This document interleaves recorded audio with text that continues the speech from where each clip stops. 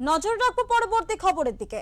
হিন্দু ধর্মকে অপমান করার অভিযোগে রাজ্যের প্রাক্তন মুখ্যমন্ত্রী মমতা বন্দ্যোপাধ্যায়ের বিরুদ্ধে শিলিগুড়ি সাইবার ক্রাইম থানায় অভিযোগ দায়ের করলেন শিলিগুড়ির বাসিন্দা আইনজীবী রিঙ্কি চট্টোপাধ্যায় সিং।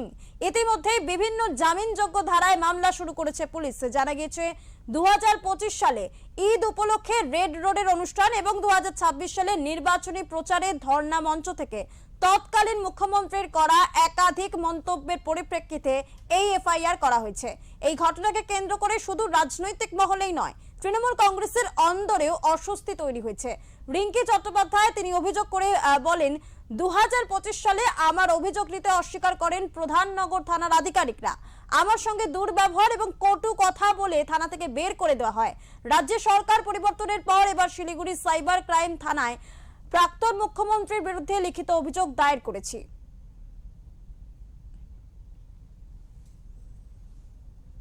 আমরা প্রতিবার হিন্দু ধর্মের অধিকার রক্ষার জন্য আমাদেরকে হাইকোর্টের দ্বারস্থ হতে হয়েছে, চাই দুর্গাপূজা করার জন্য হোক, চাই বিসর্জনের অনুমতি নিতে হোক, চাই রামনবমীর সমাবেশ করতে হোক।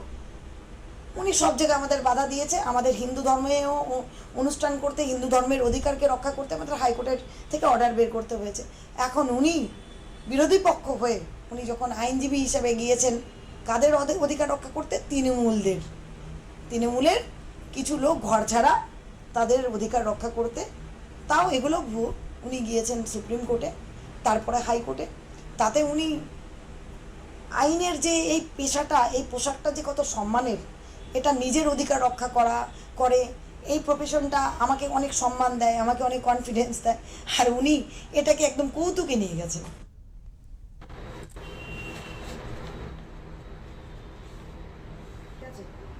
এই বিষয়ে আমরা কথা বলবো আমাদের প্রতিনিধি অরূপ পোদ্দারের সাথে। অরূপ, তোমার কাছ থেকে জানতে চাইবো যে শিলিগুড়ি সাইবার ক্রাইম থানায় প্রাক্তন মুখ্যমন্ত্রীর বিরুদ্ধে লিখিত অভিযোগ দায়ের করেছেন রিঙ্কি চট্টোপাধ্যায় সিং, এমনটাই কিন্তু খবর পাওয়া যাচ্ছে। পরবর্তী আপডেট ঠিক কি রয়েছে, ঠিক কি কারণে এই এফআইআর? দেখো সোনি, তোমাকে আমি জানিয়ে রাখি, প্রাক্তন মুখ্যমন্ত্রী মমতা বন্দ্যোপাধ্যায় এর আগে হিন্দু সমাজকে নিয়ে, হিন্দু সমাজকে নিয়ে কিন্তু যে সমস্ত মন্তব্য করেছে তার বিরুদ্ধে কিন্তু আজকে গতকাল এই যে এফআইআর, সেই এফআইআর কিন্তু দাখিল করেছে তিনি। পাশাপাশি তিনি এও বলেছেন যে হিন্দু সম্প্রদায়ের উপর যেভাবে তিনি কুরুচিকর মন্তব্য করেছে, সেই সমস্ত মন্তব্যের যে প্রতিক্রিয়া, সেই প্রতিক্রিয়ার জন্য কিন্তু তিনি এই এফআইআরটি করেছেন শিলিগুড়ি সাইবার ক্রাইম থানাতে। পরবর্তীতে আর ঠিক কি পদক্ষেপ নিতে চলেছেন তিনি, কিছু কি জানা গিয়েছে? দেখো, এই বিষয়ে আমাদের সাথে যা কথা হয়েছে, উনি যে পরবর্তী যে পদক্ষেপ উনি বলেছেন যে এখন মুখ্যমন্ত্রী মমতা বন্দ্যোপাধ্যায়, মুখ্যমন্ত্রী মমতা বন্দ্যোপাধ্যায়কে উনি যে সমস্ত ধারায় এফআইআরটি করেছে, সেই সমস্ত ধারায় দেখিয়ে যা রুজু হয়েছে, সেই সমস্ত ধারায় সেই ধারার মধ্যে অনিয়ম যেমন সেকশন রয়েছে, যেমন বেলবেল সেকশন রয়েছে, অর্থাৎ মুখ্যমন্ত্রী কিন্তু এখন যে এই যে ধারায় এফআইআর রয়েছে, সেই ধারায় কিন্তু তাকে বেল নিতে হবে, হাইকোর্টে গিয়ে হয়তো তাকে বেল নিতে হবে। তা না হলে তাকে যে আইনি যে সমস্ত পদক্ষেপ রয়েছে, সেই সমস্ত পদক্ষেপ কিন্তু এখন মুখ্যমন্ত্রী করতে হবে। পরবর্তীতে তিনি আরো এই যে মুখ্যমন্ত্রী পদক্ষেপ নিচ্ছে, তারপরে কিন্তু তিনি বিশদে আরো যা যা করার সেগুলো কিন্তু করবেন। ধন্যবাদ অরূপ তোমাকে। যে খবর আপনাদের জানাচ্ছিলাম, প্রাক্তন মুখ্যমন্ত্রী মমতা বন্দ্যোপাধ্যায়ের বিরুদ্ধে লিখিত অভিযোগ দায়ের করেছেন শিলিগুড়ি সাইবার ক্রাইম থানায় রিঙ্কি চট্টোপাধ্যায় সিং নামে এক ব্যক্তি।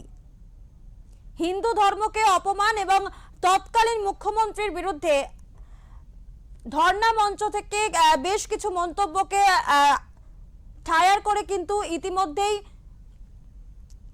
এফআইআর দায়ের করেছেন রিঙ্কি চট্টোপাধ্যায় সিং নামে এক ব্যক্তি।